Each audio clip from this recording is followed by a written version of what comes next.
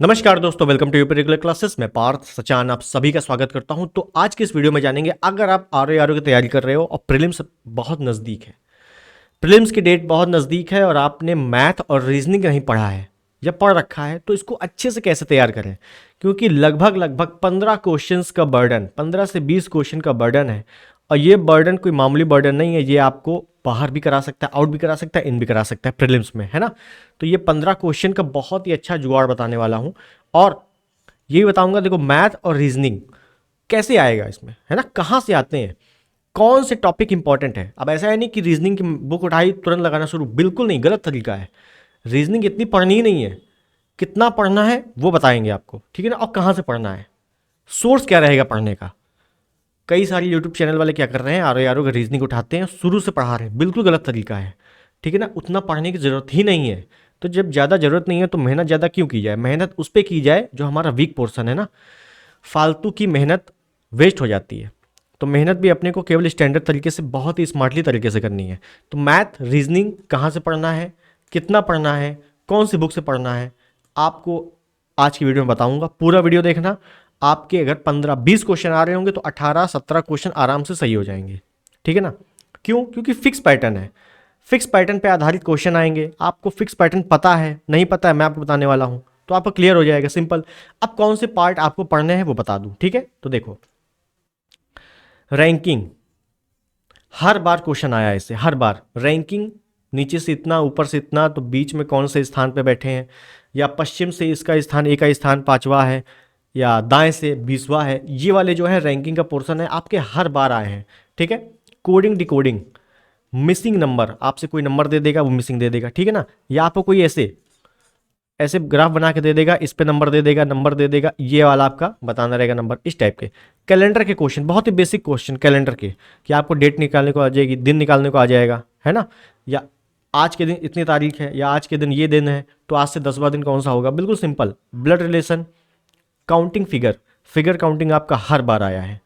Analogy और direction, ये वो 8 चैप्टर हैं, ये वो 8 चैप्टर हैं जो आपके लिए रामबाण होंगे। रामबाण, मैं बता रहा हूँ, रामबाण लिख के ले लो। ये 8 चैप्टर आपको आराम से 20 क्वेश्चन में से लगभग 17-18 क्वेश्चन आराम से फिक्स नंबर दिला सकते हैं, ठीक है ना। ये 8 चैप्टर हैं। कौन कौन से हैं? रैंकिंग, कोडिंग डिकोडिंग है, मिसिंग नंबर है, कैलेंडर है, ब्लड रिलेशन है, काउंटिंग फिगर है, एनालॉजी है, डायरेक्शन है। अब पढ़ना कहाँ से? तो देखो, अगर मैं बताऊँ आपसे, सबसे पहले आप क्वेश्चन देखोगे कहाँ से, किस टाइप से, कोडिंग, या अगर मैं बात करूँ डायरेक्शन, तो डायरेक्शन में आपके लगभग 7 से 8 टॉपिक आते हैं अंदर ही अंदर। डायरेक्शन पूरे चैप्टर में सबको नहीं पढ़ना है। आपको अगर बताऊं तो आप ये बुक देख रहे होगे, यूथ कंपटीशन की है ये बुक, अगर आपको दिख रही हो, है ना, यूथ कंपटीशन की PYQ बुक है। इसमें केवल सारे पेपर्स दिए हुए हैं आर के, केवल आर के हैं। ये बुक उठाइए, या किसी से भी आप बुक उठाइए, यूथ की ना हो, कोई और प्रकाशन की हो जिसमें PYQ अच्छे से हो। PYQ के सारे क्वेश्चन देख डालो, रीजनिंग के कैसे क्वेश्चन आए हैं, बस सिंगल कोई भी बुक आपको उठानी है। उसके बाद यहाँ से आपने क्वेश्चन देख लिया बुक से, उसके बाद कोई भी बुक उठानी है। कोई भी का मतलब कोई भी बुक हो आपके पास, किसी कोचिंग का प्रैक्टिस सेट हो, किसी कोचिंग की बुक हो, या कोई भी बुक हो आपके पास, SSC की बुक हो, UPSSC की बुक हो, रीजनिंग की बुक एक लीजिए सिंगल, 8 चैप्टर जैसे आपने PYQ देखे हैं, बस उसी बेसिस पे आप उतारते चले जाओ, उसी बेसिस पे प्रैक्टिस करते चले जाओ। आपका एक भी क्वेश्चन आउट नहीं होगा। आप सिंगल बुक उठाओगे, शुरू से चैप्टर लगाना शुरू हो जाओगे, कुछ नहीं हो पाएगा उससे। आप जो सही भी हो रहे होंगे वो भी गलत हो जाएंगे, हेजिटेशन में, है ना, डिस्ट्रैक्शन ज़्यादा हो जाएगा। सिंपल लॉजिक है, ये 8 चैप्टर गिन के बिल्कुल नोट कर लो।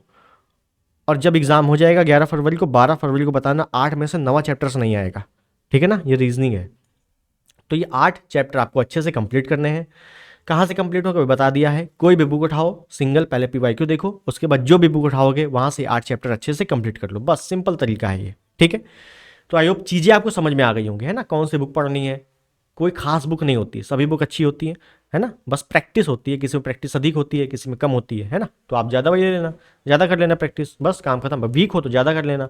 अगर आपने पहले से अच्छी खासी रीजनिंग सॉल्व कर रखी है, आपने वीडियो का पेपर दिया है या और पेपर दिए हैं जिसमें रीजनिंग आती है, तो आपको अच्छी रीजनिंग कंप्लीट होगी। आपको केवल रिवीजन मोड में चाहिए, जिसने बिल्कुल नहीं पढ़ा उसको प्रैक्टिस मोड में चाहिए, सिंपल सी बात है ना। तो ये 8 चैप्टर आपको बहुत ही अच्छे से नंबर 15 से 20 आराम से दिला सकते हैं, ठीक। तो चलिए, आई होप वीडियो समझ में आ गया होगा आपको, और समझ में आ गया है तो एक लाइक कर दीजिएगा, कमेंट में बताइएगा कैसा लगा, और सब्सक्राइब कर देना, ठीक है। मिलते हैं अगली वीडियो में, तब तक के लिए नमस्कार, जय हिंद, वंदे मातरम।